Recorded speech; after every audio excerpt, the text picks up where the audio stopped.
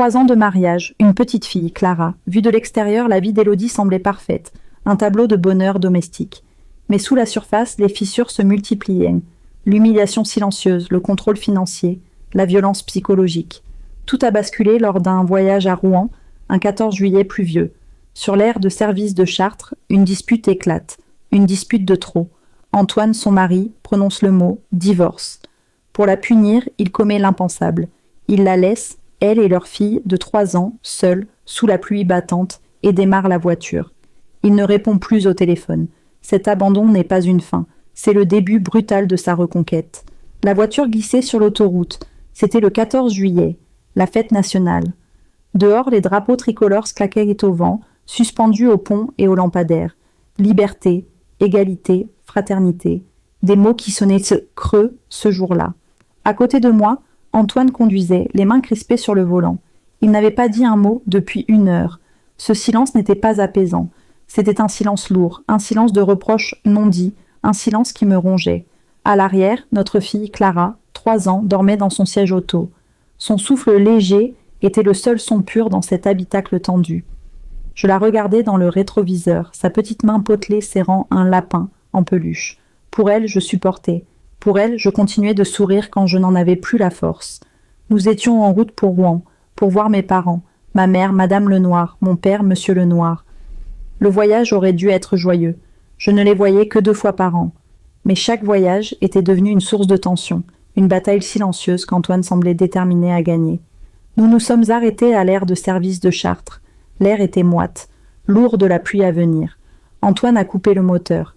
Le silence, déjà pesant, est devenu assourdissant. Il s'est tourné vers moi. Ses yeux, autrefois si doux, étaient froids, calculateurs. Élodie. Sa voix était basse. Pourquoi ton cœur ne bat-il que pour ta mère ? Je n'ai pas répondu tout de suite.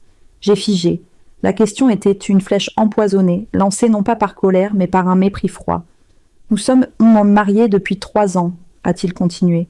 Chaque fois que nous allons chez mes parents, à Lyon, tu fais la tête.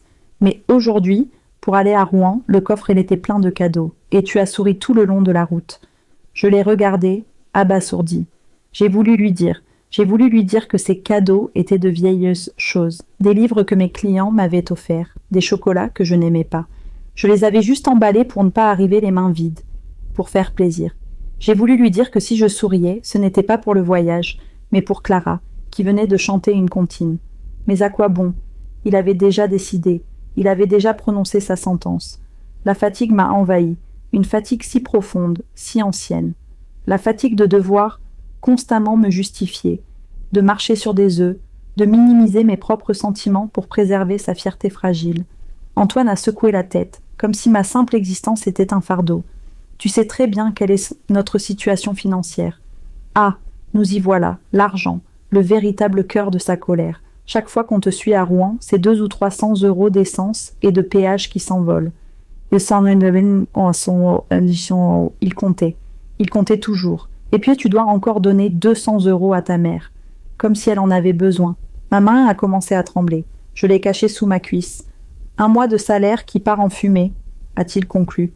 1 mois de salaire. J'ai senti le sang quitter mon visage. Chaque année, c'est 2 fois comme ça, a-t-il dit, sa voix montant d'un cran. C'est cher, c'est fatigant. Tu comprends, ça ? Tu le comprends ? Mes lèvres étaient sèches. J'ai essayé de parler. Pendant 3 ans, j'avais encaissé. Pendant 3 ans, j'avais été la bonne épouse. J'étais écrivain freelance. Un passe-temps, selon lui. Un passe-temps qui, ironiquement, payait l'hypothèque et la plupart des factures, car son salaire à lui ne suffisait jamais. Mais ce n'était jamais assez. Mon travail n'était jamais réel. Je n'ai pas parlé de mon travail. Je n'ai pas parlé de l'hypothèque. J'ai parlé de ses parents. Antoine, ai-je commencé, ma voix si basse qu'elle s'est presque brisée. Et les 500 euros ? Il a froncé les sourcils. Quoi ?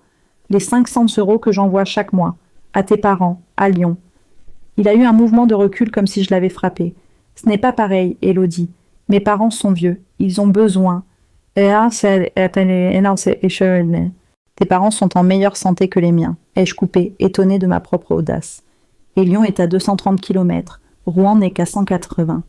Tu comptes maintenant ? A-t-il sifflé, le visage déformé par la rage. Non, Antoine, c'est toi qui comptes. Je conduis pour aller les voir. Ai-je continué, les larmes me montant aux yeux, non pas de tristesse, mais de pure frustration. tous les mois. Je conduis 230 kilomètres.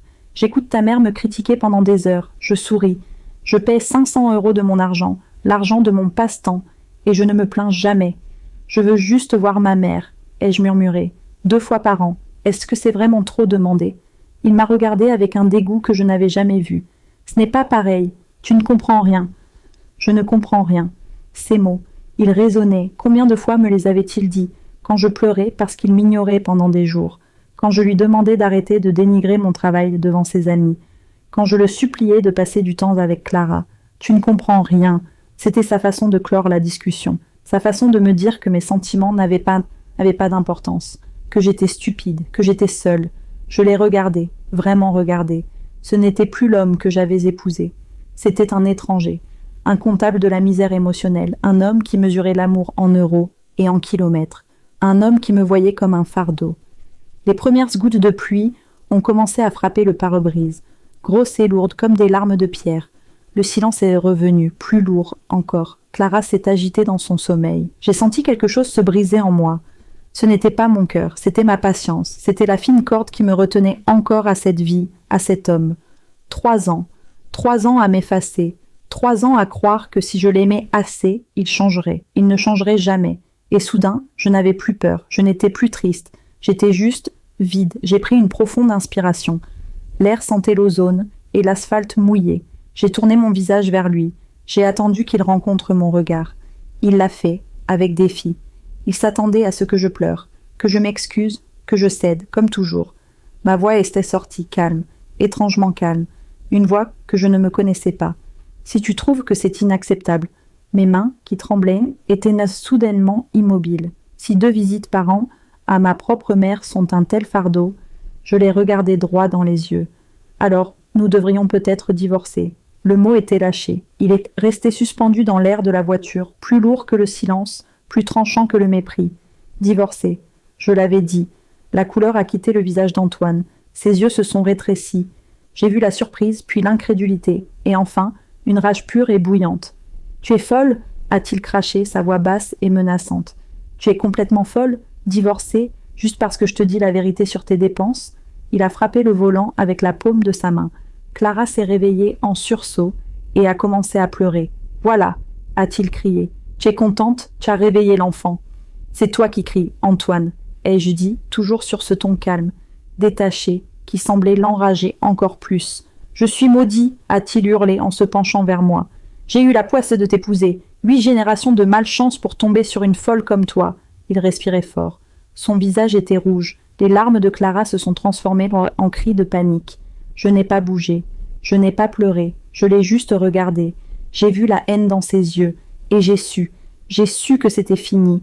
Pas seulement parce que je l'avais dit, mais parce qu'il l'avait montré. J'ai besoin d'aller aux toilettes, ai-je dit doucement. Et Clara aussi. J'ai détaché ma ceinture de sécurité. Reste là, a-t-il grogné. Je vais me calmer. Non, je sors. J'ai ouvert ma portière. La pluie, qui n'était qu'un crépitement, était devenue un déluge. « Élodie » a-t-il crié. « Reviens ici. Ne me fais pas une scène. » Je n'ai pas écouté.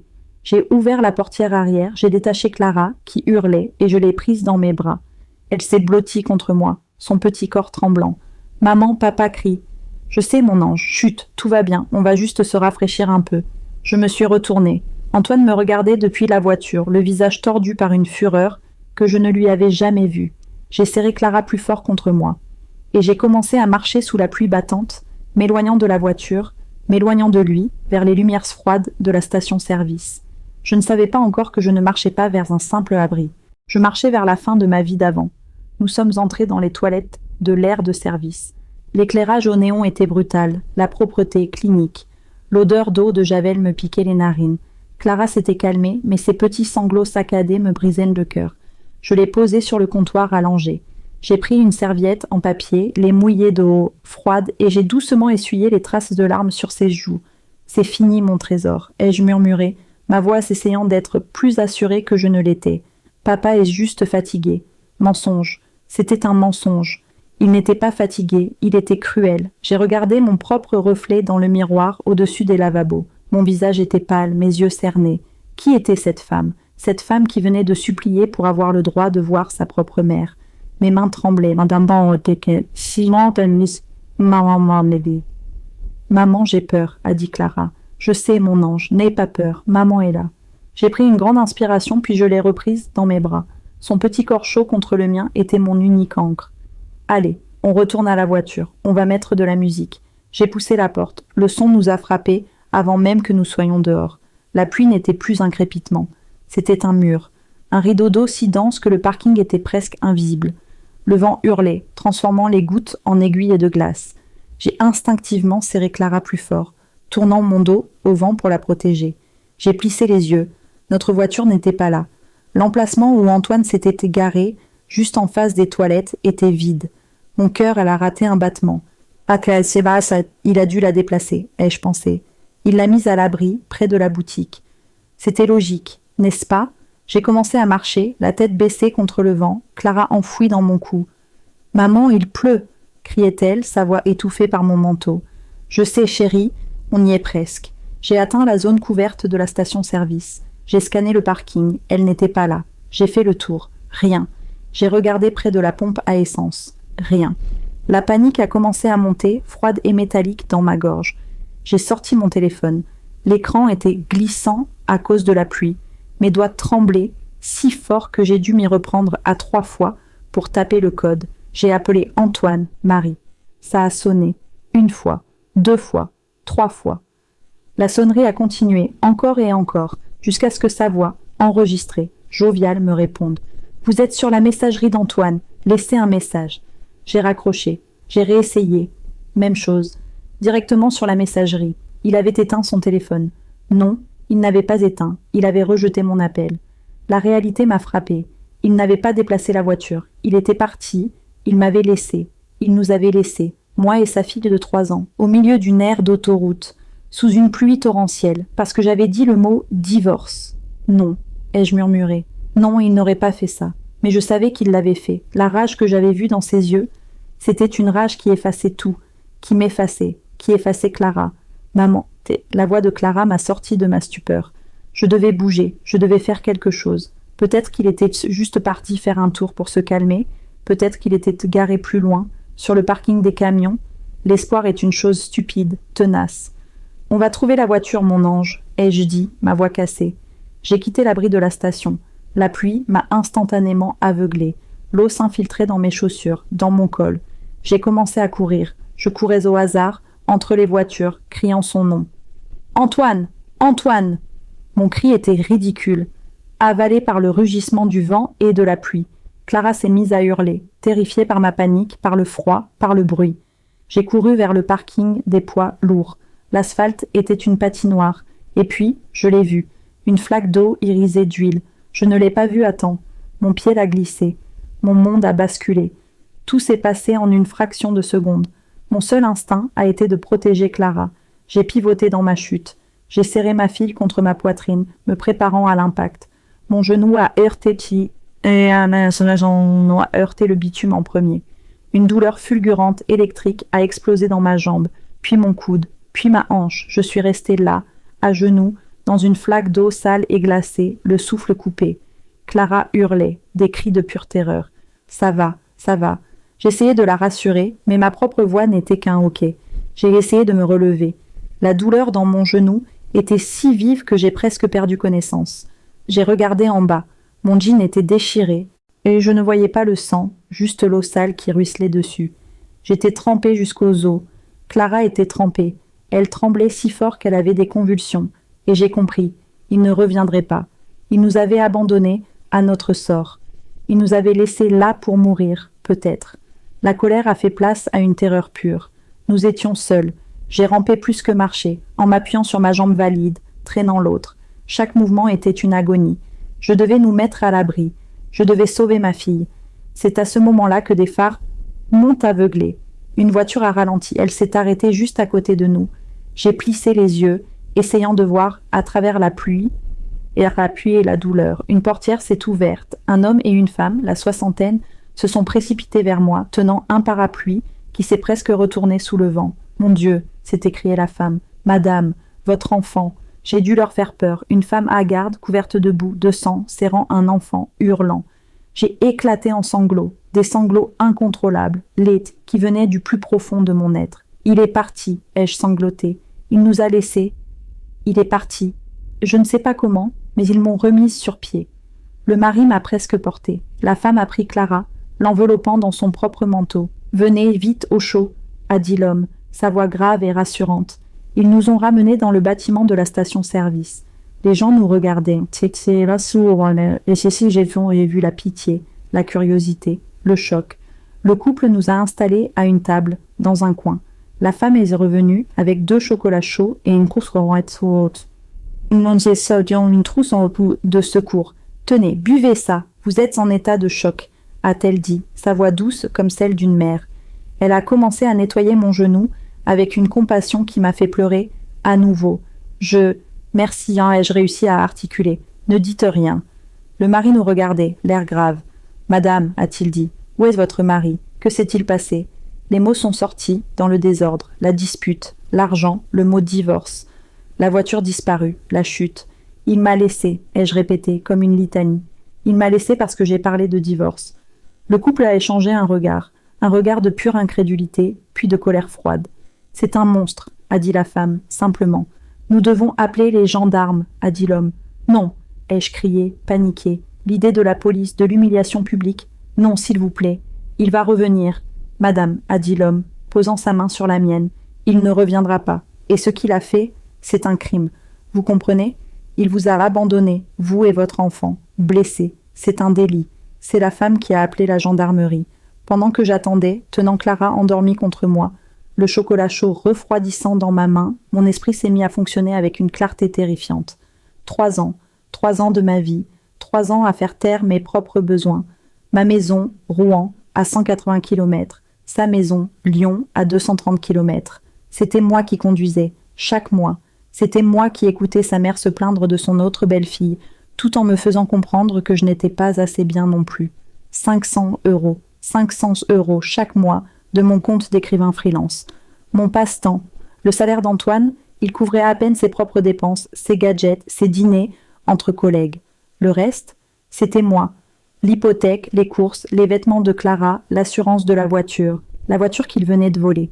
Je n'avais jamais tenu les comptes. Je ne voulais pas. Je voulais la paix. Je voulais une famille. Je pensais que si je donnais assez, si j'étais assez patiente, il verrait, il m'aimerait. Et aujourd'hui, pour la première fois en 3 ans, je demandais quelque chose pour moi. Un voyage chez ma mère. Et la réponse avait été « Tu es dépensière. Tu es un fardeau. » Je l'avais toujours su, au fond. Je l'avais su à chaque fois qu'il dénigrait mon écriture. À chaque fois qu'il me disait que j'étais trop sensible. À chaque fois qu'il soupirait quand je lui parlais de mes projets. Mais je n'avais pas voulu le voir. Il ne m'avait pas seulement abandonné sur cette aire d'autoroute. Il m'avait abandonné émotionnellement, financièrement et mentalement depuis le jour de notre mariage. Je l'avais juste rattrapé aujourd'hui. J'ai regardé le visage de ma fille, endormie, les cils encore humides de larmes. Un petit ange qui avait eu un monstre pour père. Une vague de rage froide a remplacé la terreur. Ce n'était pas de la pitié que je ressentais, c'était de la détermination. Il ne me blesserait plus. Il ne blesserait plus ma fille. Je ne savais pas comment, mais j'allais m'en sortir, seule. J'ai caressé les cheveux humides de Clara. Le mariage s'est terminé, c'est moi qui le dis cette fois. Antoine Martel, je n'ai plus besoin de toi. 20 minutes plus tard, les gyrophares bleus ont balayé la pluie, projetant des éclats de lumière froide sur les visages des clients de la station-service. 2 gendarmes sont entrés. Un homme et une femme, leurs uniformes, leur prestance, ont instantanément fait taire les murmures. Ils se sont approchés de notre table. Le couple bienveillant, monsieur et madame Bernard, comme j'avais appris à les appeler, s'est levé. C'est cette dame, a dit monsieur Bernard, la voix pleine d'une colère contenue. Son mari l'a laissée ici. Il l'a jetée dehors, avec l'enfant. Le gendarme homme m'a regardé. Son regard n'était pas compatissant. Il était professionnel. C'était pire et en même temps, c'était mieux. La pitié m'aurait brisée. Le professionnalisme me forçait à me tenir droite. Madame Martel, Élodie Martel, a-t-il demandé, pouvez-vous nous raconter ce qui s'est passé? Les mots étaient coincés dans ma gorge. J'ai regardé Clara, qui dormait, son visage d'ange blotti contre la veste de madame Bernard. C'est la gendarme femme qui a parlé, plus doucement. Madame, prenez votre temps, nous avons besoin des faits. J'ai commencé. Ma voix était un filet. La dispute, l'argent, le mot divorce. Je suis allée aux toilettes avec ma fille. ai-je dit, chaque mot me coûtant un effort. Quand je suis revenue, la voiture n'était plus là. Il a pris la voiture? Oui. Il n'a pas répondu à vos appels? Il a rejeté, puis éteint.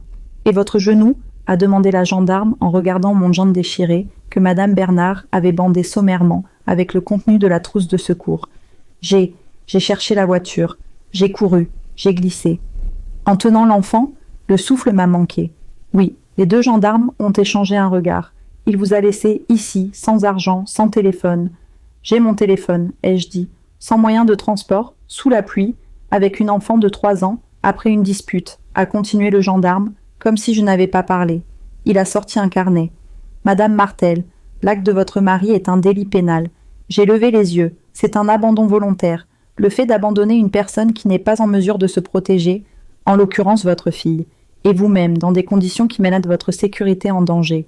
La blessure aggrave le cas. Un délit pénal, un crime.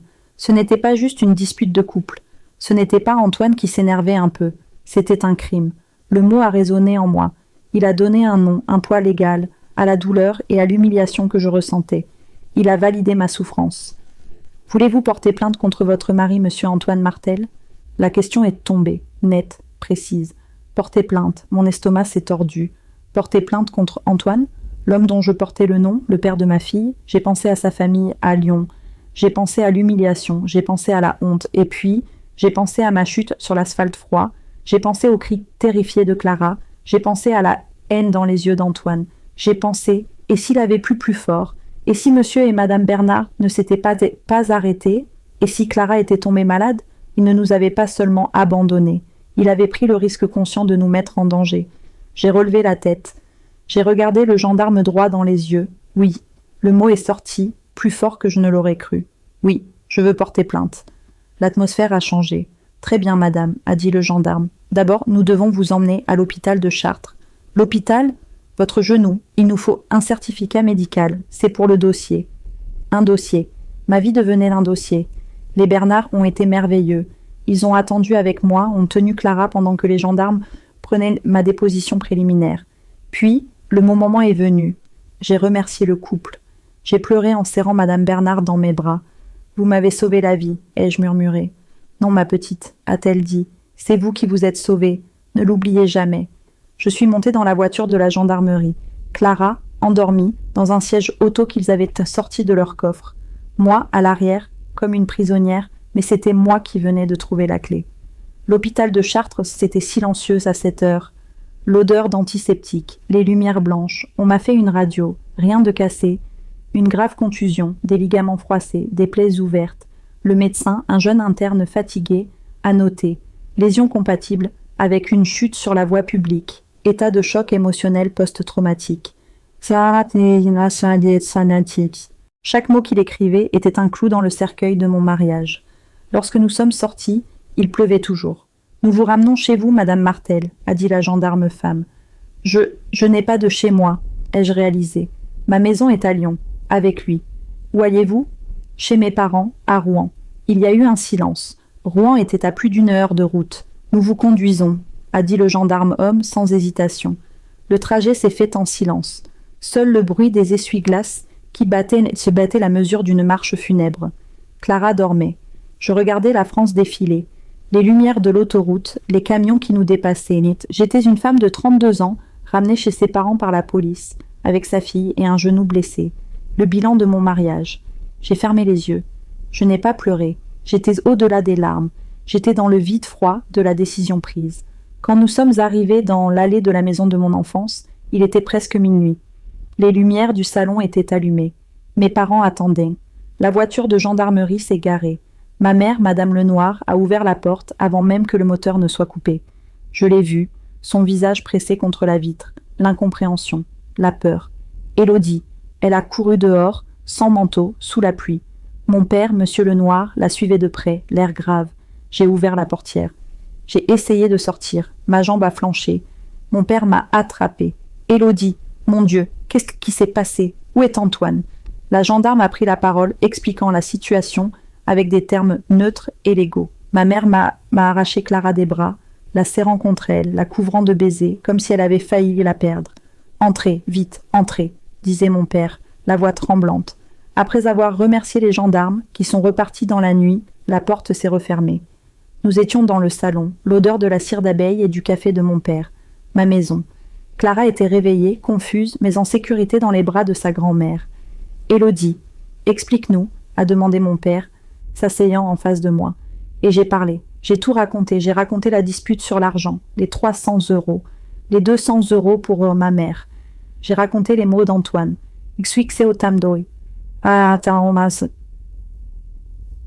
La poisse est de m'avoir épousé. J'ai raconté le mot divorce.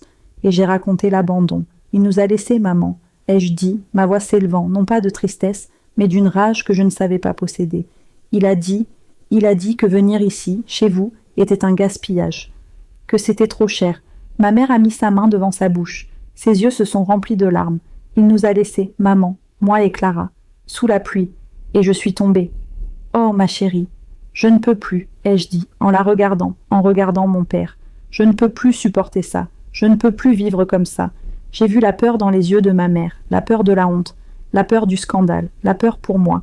J'ai pris la parole avant elle, maman, papa. J'ai pris une profonde inspiration. Si vous pensez que c'est une honte, ma voix tremblait, mais elle était ferme. Si vous pensez qu'un divorce est une honte pour cette famille, je le comprends. Je louerai un appartement. Je trouverai un travail. Je ne veux pas être un fardeau pour vous. Élodie, a protesté mon père. Non, ai-je insisté. Écoutez-moi, je ne vous dérangerai pas. Mais quoi qu'il arrive, je les ai regardés. C'est fini, je vais divorcer. Le silence est tombé. Un silence total, seulement brisé par la pluie qui frappait les fenêtres. Ma mère n'a pas pleuré. Mon père n'a pas discuté. Ils ont juste vu la femme que j'étais devenue en l'espace de 6 heures. J'ai boitillé jusqu'à la fenêtre du salon. Dehors, dans le jardin de ma mère, le vieux buisson de gardénia était ravagé par l'orage. Les fleurs blanches, si pures, étaient meurtries. Leurs pétales déchirés pendaient lamentablement. L'une après l'autre, elles tombaient dans la boue. Mais les branches tenaient parmi. Bon, elles pliaient pliaient sous le vent, mais elles ne cassaient pas, ne me cassaient pas. J'ai posé ma main sur la vitre froide. Mon âme était comme ce jardin, née de nouveau dans la violence d'un orage, brisée, mais pas morte. Le lendemain matin, je me suis réveillée dans ma chambre d'enfance. Pendant un instant, une fraction de seconde, j'ai cru que tout cela n'avait été qu'un cauchemar, que j'étais adolescente, que j'allais entendre ma mère m'appeler pour le petit déjeuner. Puis, la douleur a frappé, une douleur lancinante dans mon genou, qui avait doublé de volume pendant la nuit, une douleur sourde dans ma hanche, et la douleur de la réalité. J'ai ouvert les yeux. Clara dormait à côté de moi, dans le lit étroit. Et je l'avais gardée près de moi, incapable de la laisser seule, même pour quelques heures. Le silence de la maison était étrange. C'était un silence de respect, un silence qui n'osait pas troubler le deuil. Mon téléphone était sur la table de chevet. Il était resté éteint toute la nuit. Je l'ai allumé. L'écran s'est illuminé, et avec lui, un barrage de notifications. 23 appels manqués, 15 messages vocaux, 42 messages textes, tous du même numéro. Antoine, Marie. Je n'ai pas lu les messages. Je n'ai pas écouté les messages vocaux. L'aperçu des premiers textes suffisait. Élodie, où es-tu? C'est une blague? Rappelle-moi. Immédiatement. Tu as appelé les flics? Tu as appelé les flics? Élodie, tu ruines ma vie. Ils sont venus chez moi. Ils m'ont arrêté. Élodie, je te jure que tu vas le payer. Puis le ton a changé. La colère a fait place à une panique suppliante. Ok, j'ai merdé, d'accord? Je suis désolée. Élodie, s'il te plaît, dis-leur d'annuler. Dis-leur que c'était un malentendu. Mon avocat dit que c'est sérieux. Abandon volontaire? Tu es folle? Pense à Clara. Tu veux que ta fille voie son père en prison. Ils m'ont gardée toute la nuit. J'ai passé la nuit en garde à vue. À cause de toi. Élodie, réponds. S'il te plaît. Je t'aime. Je t'aime. Ce mot. Il sonnait si faux, si obscène, après ce qui s'était passé. J'ai posé le téléphone, l'écran tourné vers le bas. Mon cœur battait la chamade, mais pas de peur. De dégoût. Il n'avait pas appelé pour savoir si Clara allait bien. Il n'avait pas appelé pour savoir si j'étais blessée. Il avait appelé pour sauver sa propre peau. La porte de ma chambre s'est ouverte doucement. C'était ma mère. Elle tenait une tasse de café fumant. « Tu es réveillée », a-t-elle dit, sa voix basse. Elle a vu mon visage, la façon dont je regardais le téléphone. Il a appelé. Il a été arrêté. Il a passé la nuit en garde à vue. Ma mère a hoché la tête lentement. Elle a posé la tasse sur la commode. C'est la loi, Élodie. C'est ce qui arrive quand on commet un crime. Un crime. Elle avait dit le mot. Ce mot qui, la veille au soir, m'avait semblé si étranger. Aujourd'hui, il me semblait juste. La gendarmerie a appelé ce matin. a-t-elle continué. Ils ont dit qu'il serait détenu pendant 15 jours. Une détention provisoire, avant une audience. 15 jours. L'air semblait s'être raréfié dans la pièce. 15 jours sans lui. 15 jours de sécurité. 15 jours pour respirer. Ce n'était pas un soulagement. C'était une libération. Qu'est-ce que je dois faire, maman ? Ai-je demandé, me sentant à nouveau comme une petite fille perdue. Ma mère s'est assise sur le bord du lit. Elle a pris ma main. Ses doigts s'étaient chauds, mais marqués par des années de travail dans le jardin, des années à s'occuper de nous. Pour l'instant, a-t-elle dit, tu vas boire ce café, tu vas prendre une douche, et tu vas laisser ton père s'occuper de ton genou. Ensuite, tu t'occuperas de ta fille. C'est tout ce que tu as assez à faire aujourd'hui. Tu étais quand je regarde ça sur lui. C'est que sans mon métier. Elle a fait une pause. Le reste viendra plus tard. Mais le reste n'a pas attendu longtemps. Vers midi, alors que j'étais assise dans le salon, ma jambe surélevée sur un coussin, le téléphone de la maison a sonné. Mon père a décroché. Je l'ai regardé. Son visage, habituellement si calme, s'est durci. Oui, a-t-il dit, sa voix froide comme l'acier. Elle est ici. Un silence. Non, Madame Morel, je ne pense pas que ce soit une bonne idée. Madame Morel, ma belle-mère, mon sang s'est glacé. Elle ne ruine la vie de personne, a dit mon père, sa voix s'élevant. C'est votre fils qui a failli ruiner la sienne. Un autre silence, plus long. J'entendais les cris aigus de ma belle-mère, même à travers le combiné. Écoutez-moi bien, a coupé mon père. Mon gendre a abandonné ma fille et ma petite-fille de 3 ans sur une aire d'autoroute, blessée, sous un orage. Si vous pensez que je vais la laisser vous parler après ça. Il a inspiré profondément. Ne rappelez plus jamais cette maison. Et il a raccroché. Il s'est retourné vers moi. Ses mains tremblaient de rage. Ils sont incroyables, a-t-il murmuré. Elle voulait te parler. Qu'est-ce qu'elle a dit ?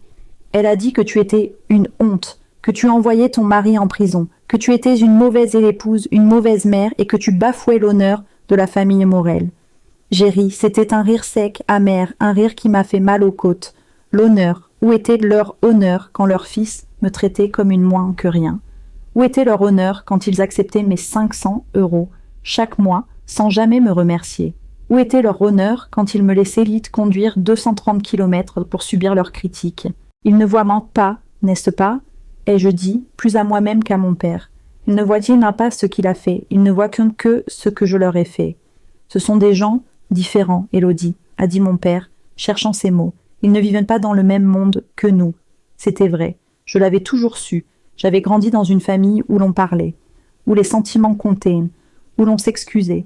J'étais entrée par alliance dans une famille où tout était apparence, où l'argent était le seul marqueur de réussite, où les émotions étaient une faiblesse. Et j'avais essayé, pendant 3 ans, de m'adapter, de devenir l'une d'entre eux. J'avais essayé de devenir froide, de ne pas me plaindre, de tout garder pour moi. J'avais cru que c'était ça, être une adulte, être une épouse. J'avais eu tort. Ce n'était pas être une épouse, c'était être une victime. L'appel de ma belle-mère a fait quelque chose que la colère d'Antoine n'avait pas réussi à faire. Il a effacé mes derniers doutes. Je n'étais plus sûre de rien. J'avais peur de l'avenir. J'avais peur de me retrouver seule, sans argent, avec un enfant. Mais une chose, une seule, était devenue claire comme du cristal. Je ne pouvais pas retourner en arrière. Je ne pouvais pas retourner dans cette famille. Je ne pouvais pas laisser ma fille grandir dans cet environnement toxique, où l'amour était conditionnel et le respect inexistant. J'étais assise sur le canapé de mes parents, brisée, blessée, mais pour la première fois depuis 3 ans, je savais exactement ce que je devais faire. Ce n'était plus une question d'amour ou de pardon. C'était une question de survie. J'ai regardé mon père. « Papa, j'ai besoin d'un avocat. » Les jours suivants ont pris une routine étrange, presque surréaliste. 15 jours. C'était la durée de la détention provisoire d'Antoine. 15 jours de silence radio. 15 jours pendant lesquels le monde extérieur, celui de Lyon, celui de ma vie d'épouse, avait cessé d'exister. Mon monde s'était rétréci aux 4 murs de la maison de mes parents. Je vivais dans un brouillard de douleur physique et de clarté mentale. Mon genou me lançait. Je boitais. Chaque pas me rappelait la chute sur l'asphalte froid. Mais mon esprit, lui, n'avait jamais été aussi vif. Libéré de la présence constante et étouffante d'Antoine, libéré de la nécessité de deviner son humeur, de désamorcer ses colères, mon cerveau a commencé à rejouer le film de notre mariage. Non pas les moments heureux, non pas les photos de vacances ou le jour de la naissance de Clara, mais les moments que j'avais choisi d'ignorer. Je me suis souvenu de nos dîners. Au début, je cuisinais avec soin. J'essayais de recréer les plats qu'il aimait, ceux de sa mère. Mais mes plats n'étaient jamais comme ceux de maman. Ils étaient trop salés, ou pas assez, trop cuits, ou pas assez. Puis, j'ai cessé d'essayer. Nous avons commencé à commander, et puis, nous avons cessé de manger ensemble. Antoine rentrait tard. Il s'asseyait devant la télévision, avec une assiette sur les genoux. Je mangeais dans la cuisine, avec Clara, dans le silence, juste le bruit de la petite cuillère de ma fille raclant le bol. Parfois, j'essayais de parler. J'ai eu une nouvelle commande aujourd'hui, un gros projet d'écriture pour une agence de communication à Paris. Il levait à peine les yeux de l'écran. Ah, bien. C'est bien payé, Antoine, vraiment bien. Je pensais que peut-être on pourrait... Tu sais, Élodie, me coupait-il, son ton là, comme si je le dérangeais, avec mes enfantillages. Ce n'est pas parce que tu gagnes un peu d'argent de poche que ça fait de toi une femme d'affaires. De l'argent de poche. L'argent qui payait l'hypothèque. Je me suis souvenu de la fois où j'avais voulu acheter un nouveau canapé. Le nôtre était usé, taché. Un canapé, avait-il ri. Et avec quoi tu vas le payer, ton art? J'avais encaissé. J'avais souri. J'avais dit « Eh, tu as raison, ce n'est pas raisonnable. » Et j'avais gardé le vieux canapé. Je me suis souvenu de nos amis, ou plutôt de ses amis. Quand ils venaient dîner, j'étais l'hôtesse parfaite. Je servais le vin, je riais à leurs blagues, et j'écoutais Antoine me dénigrer avec une affection condescendante. Ma femme? Oh, elle écrit. Elle tapote sur son ordinateur toute la journée. Un de ces jours, elle écrira un best-seller, n'est-ce pas, chérie? Et tout le monde riait. Et je riais aussi, un petit rire gelé qui me faisait mal à la gorge. Je n'avais jamais réalisé à quel point il m'avait isolée. Mes propres amis, ceux de l'université, ceux de Rouen, je les avais perdus de vue. Antoine n'aimait pas quand je passais trop de temps au téléphone. « Ils te montent la tête », disait-il. « Ils te font croire que ta vie n'est pas assez bien. » La vérité, c'était qu'il me rappelait qui j'étais avant lui, avant que je ne devienne cette version réduite de moi-même. Cette femme anxieuse qui vérifiait son compte en banque 10 fois par jour, qui achetait des vêtements pour Clara en solde, qui coupait ses propres cheveux dans la salle de bain pour économiser l'argent qu'elle n'avait pas le droit de dépenser. J'étais assise sur le canapé de mes parents, le même canapé depuis 20 ans. Il était vieux, mais il était propre, il était confortable, il sentait la maison. Clara jouait à mes pieds, avec des cubes en bois, ceux avec lesquels j'avais joué, enfant. Elle babillait, construisant une tour. J'ai regardé ses petites mains, et j'ai vu. Ce n'était pas seulement moi qu'il détruisait, c'était elle. Quel genre de femme deviendrait-elle en regardant sa mère s'effacer? Quel genre d'amour penserait-elle mériter en voyant son père traiter sa mère sans respect? L'incident sur l'autoroute, ce n'était pas une erreur, ce n'était pas un moment de folie, c'était une escalade, c'était la conclusion logique de 3 années de mépris. Il m'avait dit de tant de façons que je n'avais pas d'importance, que mes sentiments ne comptaient pas, que mon travail n'avait pas de valeur. Il m'avait dit que je n'étais rien sans lui. Et sur cet air de service, il avait juste fini par le dire à voix haute. En me laissant là, il avait prouvé son point de vue. J'étais jetable. La violence psychologique est une chose insidieuse. Elle ne laisse pas de bleu. Elle ne casse pas les os. Elle vous déconstruit, pièce par pièce. Elle vous fait croire que c'est de votre faute. Elle vous fait croire que vous êtes folle. Il m'avait appelée folle, juste avant de partir. Elle vous fait croire que vous êtes seule. Mais je n'étais pas folle. Et je n'étais plus seule. J'étais dans la maison de mes parents. J'étais entourée d'amour. Un amour simple, inconditionnel. L'amour d'un père qui raccrochait au nez de ceux qui me faisaient du mal. L'amour d'une mère qui m'apportait du café sans que j'aie à le demander. Ces jours de silence, ces jours de réminiscence ont été les plus douloureux de ma vie. Parce que je ne pleurais pas un homme que j'aimais. Je pleurais les 3 années que j'avais perdues. Je pleurais la femme que j'avais laissée mourir à petit feu. Et je pleurais parce que je savais, au fond de moi, que j'avais laissé faire. J'avais accepté l'inacceptable, jour après jour, au nom de la paix, au nom de la famille. Maman, regarde, la voix de Clara m'a sorti de mes pensées. Sa tour de cube était haute, elle tenait en équilibre précaire. C'est très haut, mon ange. Elle a applaudi, et en applaudissant, elle a heurté la tour. Les cubes se sont effondrés avec un bruit sec. Son visage s'est décomposé, prêt à pleurer. Je l'ai prise sur mes genoux, boitant pour l'atteindre. « Chut, mon cœur, ce n'est pas grave, » ai-je dit en la serrant contre moi. « C'est cassé, » a-t-elle murmuré contre mon cou. « Oui, c'est cassé. » J'ai embrassé son front. « Mais tu sais ce qu'on fait, quand c'est cassé ?» Elle a secoué la tête. « On ramasse les morceaux, » ai-je dit. « Et on reconstruit quelque chose de nouveau, quelque chose de plus solide. »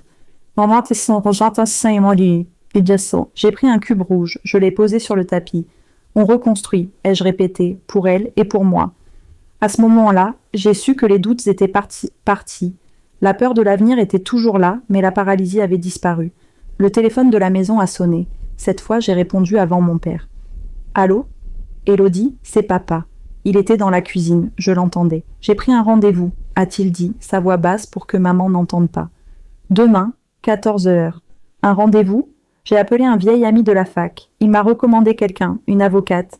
Elle est spécialisée dans les affaires familiales. Apparemment, elle est très efficace. J'ai fermé les yeux, j'ai serré Clara plus fort. Merci papa, ai-je murmuré. Son nom est Maître Dubois, a-t-il ajouté. Prépare tes papiers, Élodie, prépare ton histoire. J'ai regardé les cubes éparpillés sur le sol. Mon histoire, ai-je pensé. Elle ne fait que commencer. La nuit avant le rendez-vous, je n'ai pas dormi. Clara dormait paisiblement à côté de moi, mais mon esprit était en ébullition. Mon père m'avait dit de préparer mon histoire. Mais ce n'était pas une histoire que je préparais. C'était un dossier d'accusation. J'ai attendu que mes parents se couchent, puis je me suis levée, boitillant dans le silence de la maison.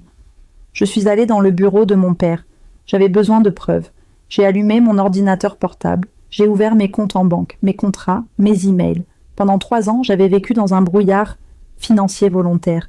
Antoine gérait les comptes principaux, disait-il, parce qu'il était meilleur avec les chiffres. Je gagnais mon argent de poche. Et cet argent de poche, je le voyais maintenant, ligne après ligne. Virement mensuel, 500 €. Destinataire, Madame Morel, motif, soutien familial, 36 fois, 18 000 €. Paiement de l'hypothèque, 1 200 € par mois. Prélevé sur mon compte professionnel, 36 fois, 43 200 €. Les factures, l'électricité, le gaz, l'eau, l'assurance de la voiture, sa voiture. Tout était payé par moi. J'ai ouvert le dossier de mes contrats, j'ai additionné les chiffres, mon passe-temps, mon tapotage sur l'ordinateur. Je gagnais presque le double de son salaire. Je me suis assise, le souffle coupé. La pièce a semblé tourner. Ce n'était pas seulement de la violence psychologique, ce n'était pas seulement de la négligence. C'était une escroquerie. Il m'avait menti. Il m'avait fait croire que nous étions en difficulté financière. Il m'avait fait croire que mes désirs, un canapé neuf, des vacances, un voyage chez ma mère, étaient des caprices extravagants qui mettaient notre famille en péril. Et pendant ce temps, il vivait de mon argent. Il m'avait isolée, m'avait rabaissée, non pas parce qu'il me croyait inutile, mais parce qu'il avait peur que je découvre à quel point j'étais utile. Il avait besoin que je me sente petite pour que je ne réalise jamais à quel point j'étais grande. La honte m'a submergée, une honte brûlante, si intense qu'elle m'a fait suffoquer. Pas la honte du divorce, la honte d'avoir été si aveugle, la honte d'avoir laissé cet homme me voler, pas seulement mon argent, mais ma valeur, mon temps, ma vie. J'ai imprimé chaque relevé de compte, chaque contrat, chaque virement. J'ai papiché une pile sur le bureau, clic. Une pile de papier haute de plusieurs centimètres, la preuve matérielle de mon esclavage. Le lendemain, mon père m'a conduite au cabinet de Maître Dubois. C'était dans le centre-ville de Rouen, dans un vieux bâtiment en pierre, près du palais de justice. Le bureau était petit, mais lumineux. Des livres de droit, reliés en cuir, tapissaient les murs. L'air sentait le vieux papier et le café fort. Maître Dubois n'était pas ce à quoi je m'attendais. Elle avait la cinquantaine, des cheveux gris coupés courts et des yeux d'un bleu perçant. Elle ne portait pas un tailleur strict, mais une robe simple et un châle coloré. Elle m'a serré la main. Sa poigne était ferme, sa main chaude. « Madame Martel, asseyez-vous. Un café ?» J'ai secoué la tête. Mon père est resté dans la salle d'attente. J'étais seule. « Alors ?» a-t-elle dit en s'asseyant en face de moi, sans dossier, juste un bloc-notes. « Racontez-moi. » Et j'ai parlé. Mais ce n'était plus l'histoire confuse et larmoyante que j'avais racontée à mes parents. C'était une histoire différente. J'ai commencé par le 14 juillet, l'air de service, l'abandon, le certificat médical du médecin. Puis, j'ai reculé. J'ai parlé des 3 ans, j'ai parlé des relevés de compte, j'ai parlé des 500 € par mois pour sa mère. J'ai parlé de l'hypothèque, j'ai parlé des mots « argent de poche »,« folle »,« ton passe-temps ». Pendant que je parlais, je lui ai donné les papiers, un par un. La pile de ma honte est devenue la pile de mes preuves. Maître Dubois n'a pas dit un mot. Elle n'a pas pris de notes, elle a juste écouté. Ses yeux bleus perçants ne m'ont jamais quitté. Quand j'ai eu fini, un silence s'est installé dans le bureau. J'ai attendu, j'attendais qu'elle me juge, qu'elle me dise que j'avais été stupide. Finalement, elle a hoché la tête, lentement. « Bien », a-t-elle dit. Ce n'était pas un bien approbateur, c'était un bien chirurgical. Madame Martel, Élodie, vous êtes victime de 2 choses distinctes. » Elle a levé 2 doigts. La première, c'est l'infraction pénale, l'abandon volontaire. C'est en cours, 15 jours de détention provisoire. C'est une excellente chose. Excellente ? Ai-je murmuré, choquée. Oui, cela prouve que le procureur prend l'affaire au sérieux. Ne retirez surtout pas votre plainte. Surtout pas. C'est votre levier. Elle s'est penchée en avant. La deuxième chose, c'était votre mariage. Elle a posé ses mains à plat sur son bureau. Voilà, vous n'êtes pas ici pour négocier une séparation à l'amiable. Vous êtes ici pour un divorce pour faute. Pour faute ? La faute de votre mari, l'abandon sur l'autoroute est ce que nous appelons une violation grave des devoirs et obligations du mariage. C'est le clou dans le cercueil. Mais ce n'est pas tout. Elle a tapoté la pile de relevés bancaires. Ce que vous décrivez ici, c'est une violence économique. C'est une manipulation. C'est un abus de confiance. Elle m'a regardée et pour la première fois, j'ai vu de la chaleur dans ses yeux. Vous n'avez pas été stupide, Élodie. Vous avez été patiente. Vous avez été loyale et votre loyauté a été exploitée. Une larme a roulé sur ma joue. Une seule. Je l'ai essuyée avec colère. Qu'est-ce qu'on fait maintenant ? Ai-je demandé, ma voix retrouvant sa fermeté. Maintenant, a-t-elle dit, nous nous battons. Elle m'a expliqué la procédure. La garde de Clara. Vu les circonstances de l'abandon, la garde exclusive provisoire sera pour vous. C'est une évidence. La maison. La maison est un bien commun, mais votre rapport financier supérieur sera pris en compte. La prestation compensatoire. La loi vise à compenser la disparité créée par le mariage. Ironiquement, c'est lui qui a créé une disparité en vivant à vos dépens. Nous allons demander beaucoup. Je l'écoutais. Les mots étaient techniques. Garde, prestation, liquidation de communauté. Mais ce que j'entendais, c'était autre chose. J'entendais. Vous n'êtes pas folle. J'entendais. Vous avez des droits. J'entendais. Vous allez vous en sortir. Je me suis levée. Je me sentais plus légère. Son avocat va appeler, a dit maître Dubois en me raccompagnant à la porte. La famille Morel va probablement essayer de vous intimider pour que vous retiriez la plainte pénale. Ils vous proposeront un accord rapide en leur faveur.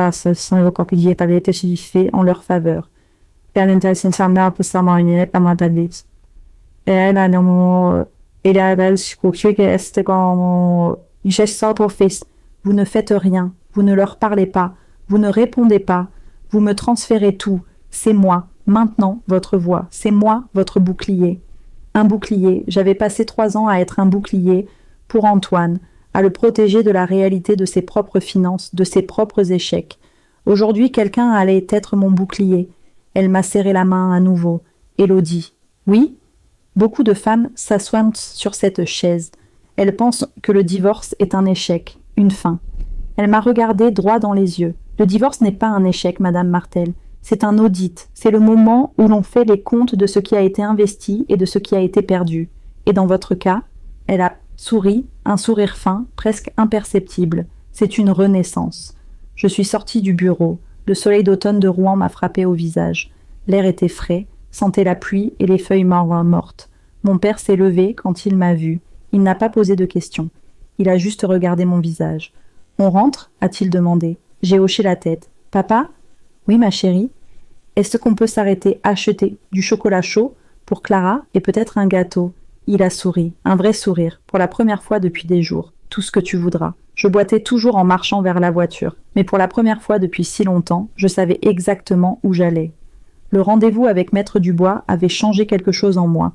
Il avait remplacé la honte par un plan d'action, la peur par la procédure. Mais la procédure ne guérit pas l'âme. Je suis rentrée à la maison, le dossier de maître Dubois, sous le bras, mon bouclier. Pourtant, une question me rongeait, une question qui n'avait rien à voir avec la loi, et tout à voir avec le silence. Je l'ai trouvée dans la cuisine, ma mère. Elle épluchait des pommes. Le geste était lent, méthodique, le couteau glissait, enlevant de longs rubans de peau. Depuis mon retour, elle avait été mon ancre. Elle avait pris soin de Clara. Elle m'avait fait du café. Elle avait écouté mon père crier sur ma belle-mère au téléphone, mais elle n'avait pas posé de questions. Pas une seule fois, elle ne m'avait demandé « Comment as-tu pu supporter ça ?» Pas une seule fois, elle n'avait dit « Je t'avais prévenu ». Son silence était un réconfort, et maintenant, il devenait une énigme. Je me suis assise à la table de la cuisine, la même table où j'avais fait mes devoirs d'enfant. L'odeur de la compote de pommes commençait à remplir la pièce, une odeur de sécurité, une odeur de mensonge. Maman, ma voix était basse. Elle n'a pas arrêté son geste. Le ruban de peau est devenu plus long. Oui, ma chérie. Tu savais. Ce n'était pas une question. C'était une affirmation. Le couteau s'est arrêté. Il est resté planté dans la chair blanche de la pomme. Elle a posé le couteau sur la planche à découper. Elle s'est essuyé les mains sur son tablier, lentement. Puis, elle s'est tournée vers moi. Et pour la première fois, je n'ai pas vu ma mère. J'ai vu une femme, Madame Lenoir. Une femme avec ses propres secrets, ses propres cicatrices.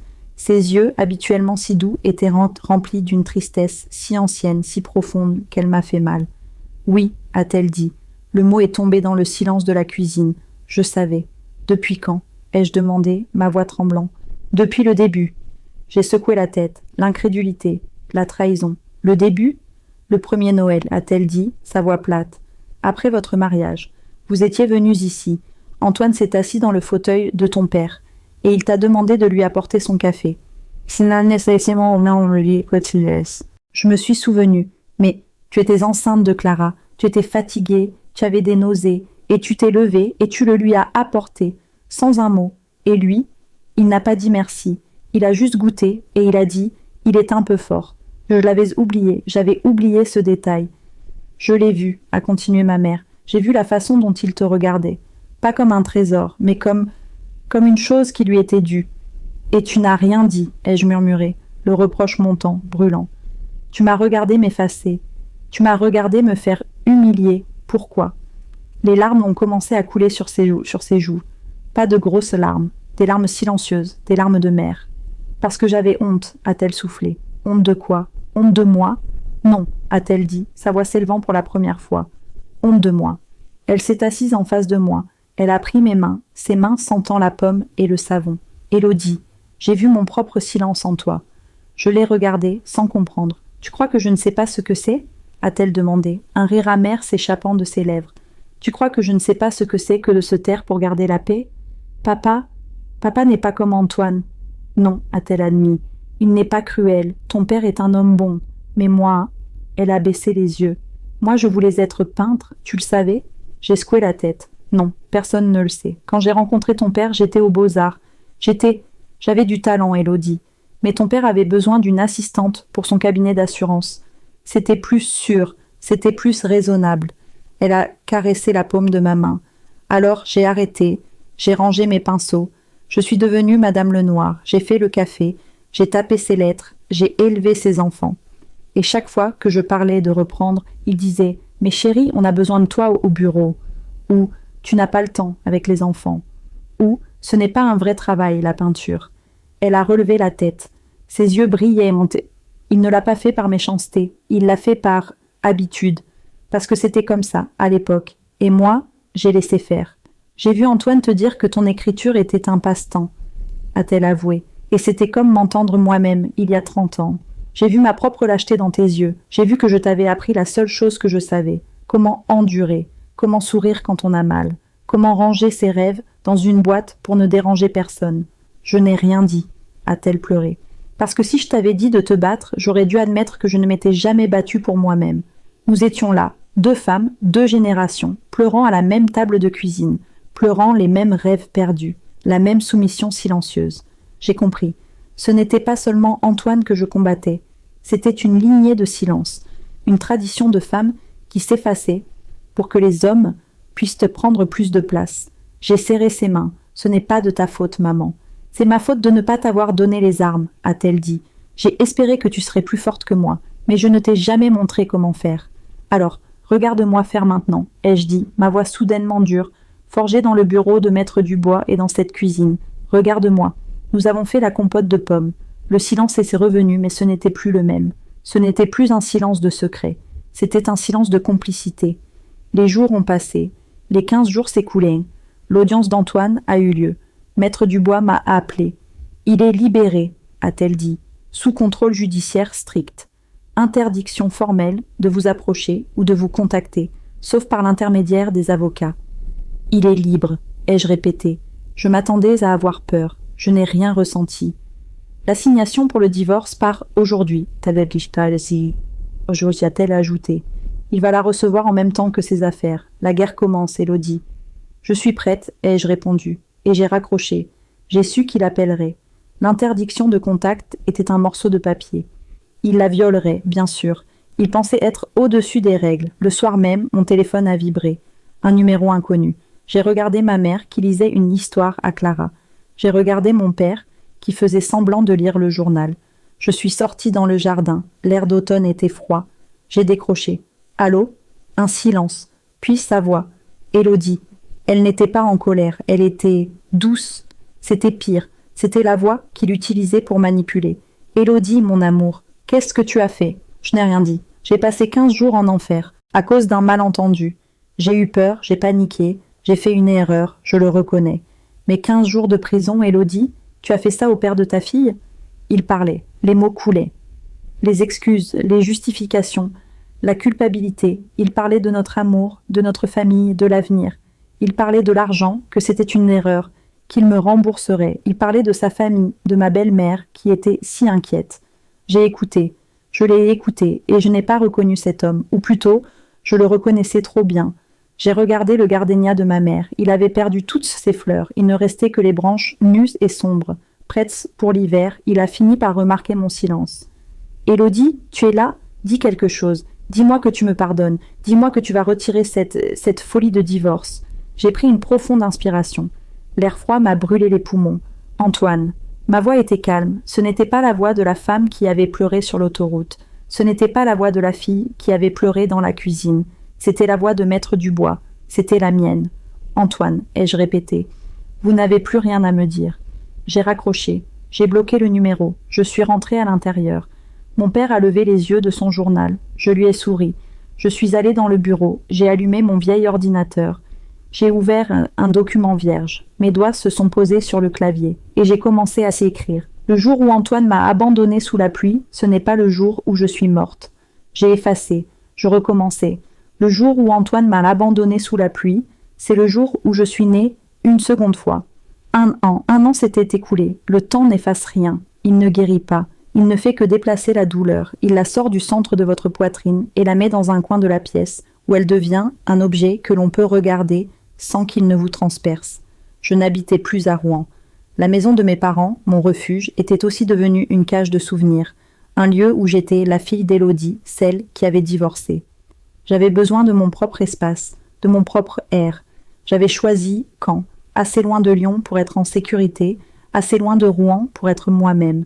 J'avais loué un petit appartement au 3e étage d'un immeuble ancien, près du port. Un 2 pièces lumineux avec un petit balcon en fer forgé. Ce n'était pas grand-chose. C'était tout. Ma vie avait trouvé un nouveau rythme, un rythme simple, dicté par 2 choses, le souffle de Clara et le mien. Le matin, l'odeur du café. Plus jamais le silence tendu d'un homme qui compte ses euros. Juste le son de ma propre cafetière qui chante. Je réveillais Clara, 4 ans maintenant. Ses cheveux avaient signé de pousser. Elle parlait sans cesse, un flot de questions joyeuses sur le monde. Maman, pourquoi le ciel est bleu ? Maman, est-ce que les poissons dorment ? Maman, est-ce que tu es heureuse ? Je m'arrêtais. La première fois qu'elle m'avait posé cette question, j'avais failli pleurer. Je m'étais agenouillée. Oui, mon cœur, maman est très heureuse. Et ce n'était même pas un mensonge.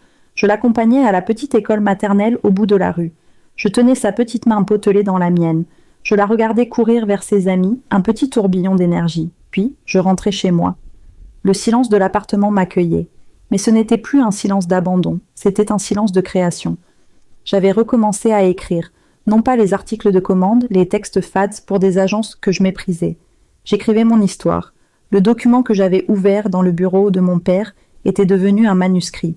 Page après page, je vidais le poison, l'air de service, le genou blessé, les relevés de compte, les larmes de ma mère. Écrire n'était pas une thérapie, c'était une reconquête. Je reprenais possession de mon passé, un mot à la fois. Je n'étais plus la victime, j'étais la narratrice. 2 fois par semaine, l'après-midi, je donnais des ateliers d'écriture. Dans une petite salle louée au centre social du quartier, j'accueillais des enfants. Des enfants timides, des enfants turbulents, des enfants qui, comme moi, avaient des histoires coincées dans la gorge. Je ne leur apprenais pas la grammaire, je leur apprenais à oser. Il n'y a pas de mauvaises histoires, leur disais-je en m'asseyant en cercle avec eux. Il n'y a que des histoires qui n'ont pas encore été racontées. Qu'est-ce que vous voulez raconter, aujourd'hui ? Ils écrivaient sur des dragons qui avaient peur du noir, sur des princesses en sang qui sauvaient des chevaliers, sur des parents qui se disputaient. Je les regardais et je me voyais en eux. Je gagnais peu, assez pour payer le loyer, les courses, les crayons de couleur de Clara. Assez pour être libre. Le divorce avait été prononcé 6 mois plus tôt. La guerre, comme l'avait appelé Maître Dubois, avait été courte et brutale.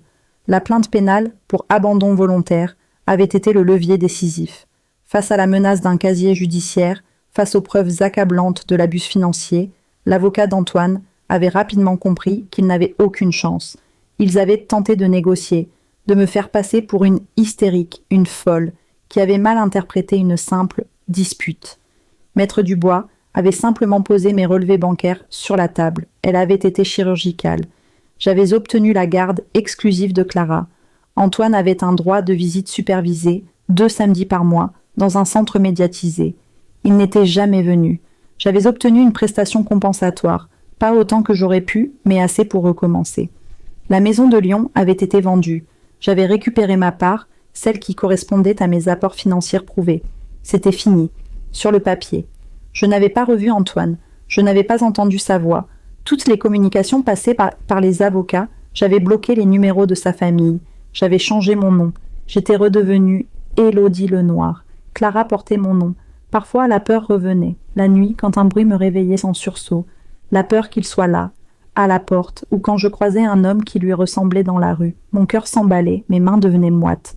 Le traumatisme vivait encore dans mon corps. Mon genou me faisait mal quand le temps était humide. Un souvenir permanent. Mais ces moments s'espaçaient. La plupart du temps, je me sentais calme. Un calme que je n'avais jamais connu. Pas l'absence de conflit, mais la présence de moi-même. Je m'étais acheté un canapé. Un petit canapé en velours bleu. Je l'avais payé avec l'argent de mon premier atelier. Je m'asseyais dessus le soir, Clara endormie dans sa chambre. Je buvais une tisane. Je regardais les lumières du port. Je n'étais plus une épouse. Je n'étais plus une victime. J'étais une femme qui buvait une tisane sur son propre canapé. Et c'était la plus belle victoire du monde. Mon manuscrit était presque terminé. Je l'avais intitulé « La reprise du souffle ». J'avais envoyé les 3 premiers chapitres à une petite maison d'édition parisienne sans y croire. Juste pour le faire. Juste pour prouver que mon passe-temps était réel. Et puis, un matin, un email était arrivé. « Chère Madame Lenoir, nous avons été profondément touchés par la force de votre texte.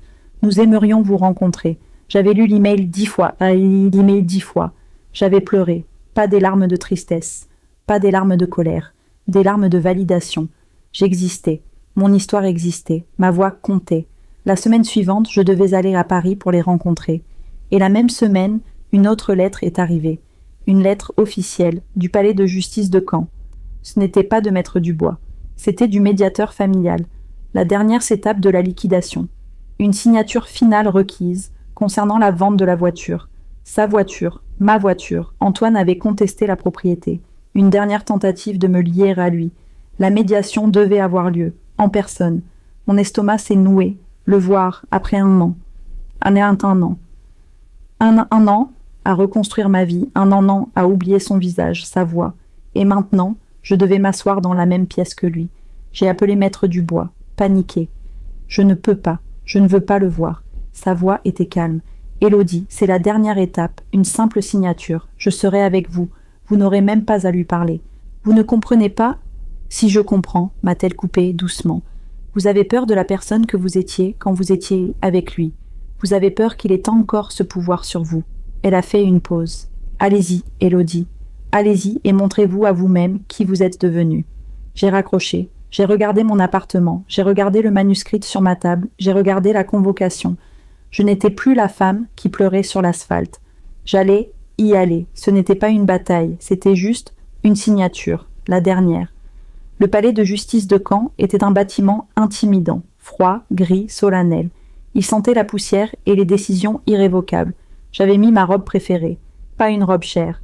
Une robe simple, en lin bleu, la couleur de mon canapé. La couleur de ma nouvelle vie.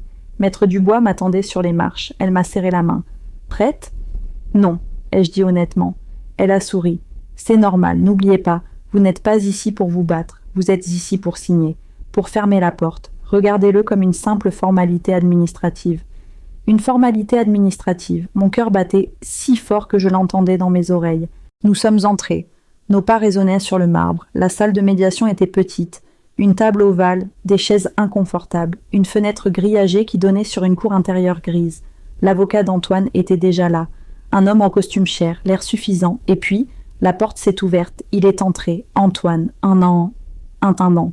J'avais imaginé ce moment des centaines de fois, j'avais imaginé crier, j'avais imaginé pleurer, j'avais imaginé lui jeter à la figure les relevés de compte, les nuits blanches, la douleur de mon genou. Mais quand je l'ai vu, je n'ai rien ressenti de tout cela. La première chose qui m'a frappée, c'est qu'il avait l'air petit, l'homme qui avait rempli ma vie d'une terreur si vaste, l'homme dont la colère pouvait assombrir mon ciel. Il était juste un homme. Il avait l'air fatigué. Il avait pris du poids. Ses cheveux commençaient à grisonner sur les tempes. Il m'a vu. Ses yeux se sont écarquillés. Juste une seconde. Je ne savais pas à quoi il s'attendait. Peut-être à la femme hagarde qu'il avait abandonnée sous la pluie. La femme au jean déchiré, suppliant dans le bureau de son avocat. Il n'a pas vu cette femme. Il a vu Élodie Lenoir. J'ai soutenu son regard, calmement. Je n'ai pas souri. Je n'ai pas froncé les sourcils. Je l'ai juste regardé. Il a été le premier à détourner les yeux. Il s'est assis en face de moi. Le médiateur, un homme fatigué, a commencé à parler. Des termes légaux. Liquidation du régime matrimonial. Propriété du véhicule Renault Clio. J'ai cessé d'écouter les mots. J'observais Antoine. Il n'arrêtait pas de bouger sur sa chaise. Il tapotait son stylo sur la table. Il évitait mon regard à tout prix. Il était nerveux. Moi, j'étais calme. J'ai réalisé quelque chose de profond dans cette salle grise et laide. Il n'avait plus aucun pouvoir sur moi. J'avais passé 3 ans à avoir peur de sa colère. Maintenant, je voyais sa colère pour ce qu'elle était, non pas de la force, mais de la faiblesse. La panique d'un petit homme qui avait besoin de rabaisser les autres pour se sentir grand. L'homme qui m'avait volé 18 000 € pour sa mère. L'homme qui avait vécu de mon passe-temps. Il n'était pas un monstre, il était juste pathétique. Madame Lenoir, la voix du médiateur m'a sorti de mes pensées. Votre signature ici, s'il vous plaît. Le document a glissé sur la table. Je l'ai pris. C'était la fin. La vente de la voiture. Le dernier lien matériel. J'ai signé. Mon nom, Élodie Lenoir. Une signature claire, ferme. Puis, ce fut son tour. Il a pris le stylo. Sa main tremblait légèrement. Il a signé. Antoine Martel. Le médiateur a rassemblé les papiers. C'est donc terminé. La liquidation est close. C'est terminé. Nous nous sommes levés. Maître Dubois m'a mis une main dans le dos. Antoine s'est levé aussi. Il semblait perdu. Son avocat rangeait déjà ses affaires, pressé de partir. Pendant un instant, nous nous sommes retrouvés face à face. Il devait dire quelque chose. Je le voyais à la façon dont il ouvrait la bouche, puis la refermait. Finalement, les mots sont sortis. Un murmure. « Élodie, j'ai attendu. Je suis désolée. » 1 an trop tard. Je l'ai regardé, j'ai cherché la colère, j'ai cherché la douleur, j'ai cherché la tristesse. Je n'ai rien trouvé. C'était vide. Je n'étais pas guérie.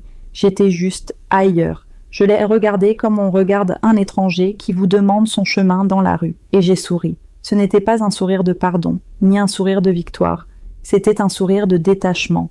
Un sourire qui disait « Ce n'est plus mon problème. Je sais que j'ai tout gâché », a-t-il bégayé, s'accrochant à mon regard, cherchant quelque chose, l'absolution, peut-être. J'étais perdue.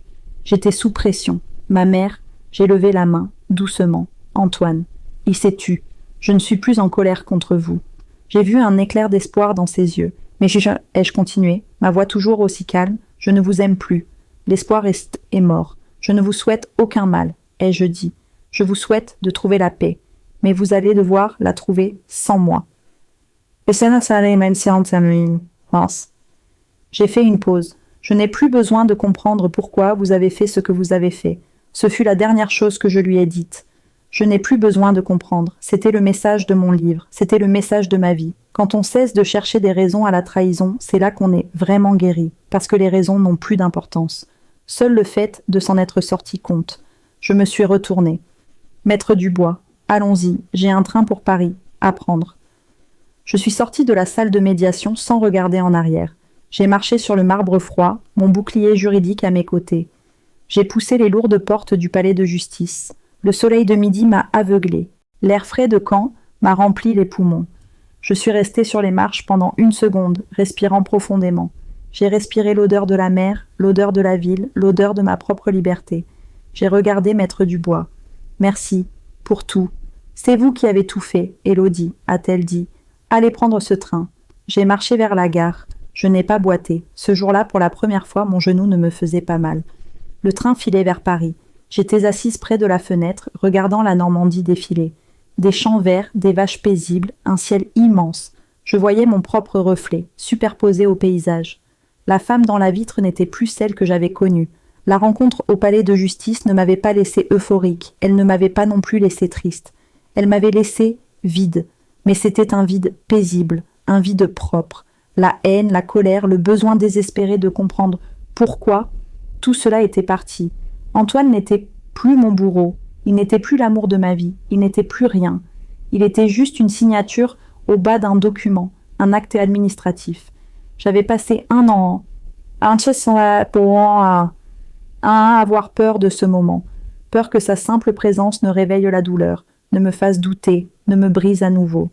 Mais j'avais tenu son regard, et je n'avais vu qu'un homme fatigué, un étranger. Maître Dubois m'avait dit que le divorce était un audit. C'était vrai, l'audit était terminé, les comptes s'étaient donc soldés.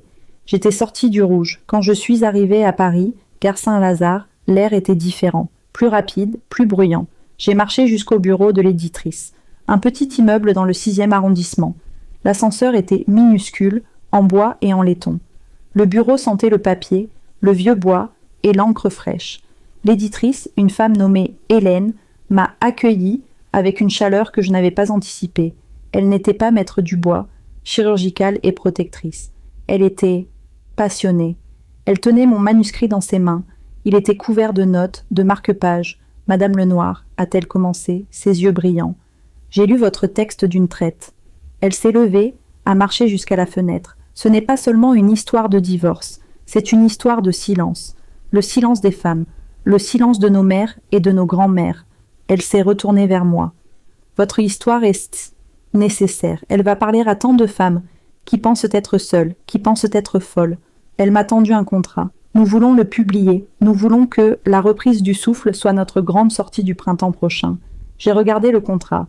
Un autre document, une autre signature. La première, le matin même, avait mis fin à mon passé. Celle-ci commençait mon avenir. J'ai pris le stylo. Ma main ne tremblait pas. J'ai signé. Élodie Lenoir. Auteur. Nous avons parlé des détails, de la couverture, de la promotion, des mots. Je n'ai pas pris le train tout de suite. Je me suis assise à la terrasse d'un café. J'ai commandé un verre de vin blanc. Autour de moi, les gens riaient, entendaient, parlaient fort, vivaient et... J'étais seule, mais je n'étais pas solitaire. J'ai levé mon verre. À qui? À la femme que j'avais été, celle qui était tombée sur l'asphalte de Chartres. Merci, ai-je murmuré dans le bruit de la ville. Merci de ne pas avoir abandonné. Je suis rentrée à Caen, tard, dans la nuit. L'appartement était silencieux. L'odeur de Clara, le lait, le savon, le sommeil m'a enveloppée. Je suis allée dans sa chambre. Elle dormait, son lapin en peluche serré contre elle, celui-là même qu'elle tenait sur l'air de service. Je l'ai regardé dormir. J'ai repensé à ma mère dans sa cuisine, pleurant sur les rêves qu'elle avait rangés. Le cycle était brisé. Ma fille ne grandirait pas en apprenant à se taire. Elle grandirait en apprenant à raconter. Je suis allée dans mon salon. J'ai allumé ma petite lampe. J'ai ouvert mon ordinateur. Mon manuscrit était terminé. Mais il manquait quelque chose. Une dédicace. Une lettre finale. J'ai tapé. Ce n'était pas pour un lecteur. Ce n'était pas pour Antoine. C'était pour elle. Pour moi. À la femme que j'étais. À celle qui a cru que l'amour signifiait s'effacer, à celle qui a compté ses sous en silence, pendant que son cœur se brisait en silence, à celle qui a regardé les gardénias de sa mère se noyer sous la pluie. Merci, merci de ne pas être morte ce jour-là, merci d'avoir trouvé la force de te relever, même en boitant. Cette histoire n'est pas celle de ta chute, c'est celle de ta renaissance. J'ai fermé l'ordinateur, c'était fini, vraiment fini. Quelques semaines ont passé. C'était un dimanche matin, le printemps était arrivé tôt à Caen, le soleil inondait mon petit balcon. Depuis mon arrivée, ce balcon était resté vide. Juste une chaise pour lire. Ce matin-là, j'avais les mains dans la terre. J'avais acheté un grand pot en terre cuite et un sac de terreau. Clara m'aidait, ce qui signifiait qu'elle mettait plus de terre sur le sol que dans le pot, mais son rire était la plus belle musique du monde. « Qu'est-ce que tu fais, maman ?»« Je plante quelque chose, ai-je dit. J'ai sorti la plante du pot en plastique. Les racines étaient nées, étaient saines, fortes. Une fleur? Oui, mon cœur, c'est un gardénia. Le gardénia de Rouen, celui de ma mère. Il représentait son silence, son sacrifice, une beauté brisée par l'orage. Ce gardénia-ci, c'était le mien. Je l'ai planté fermement dans la nouvelle terre. J'ai tassé le sol autour de la base. Clara a applaudi. Elle est jolie. J'ai pris l'arrosoir. L'eau a coulé, claire et fraîche. Je me suis assise sur ma chaise. J'ai pris mon café. Clara est retournée jouer À l'intérieur, je suis restée seule sur le balcon. Le soleil réchauffait mon visage.